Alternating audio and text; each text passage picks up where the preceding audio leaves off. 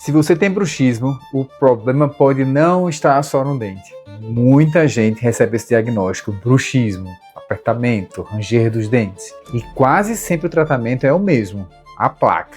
E sim, a placa é importante, ela protege os dentes. Mas nem todo bruxismo começa no mesmo lugar. Em alguns casos pode vir ali do sono, a apneia, em outros na forma da mordida que sobrecarrega a musculatura, e quando essa musculatura não consegue relaxar, o corpo compensa e o ranger aparece. E nesses casos, só usar a placa não resolve a causa. Se ninguém olhou além do dente, você pode estar tratando o lugar errado até hoje.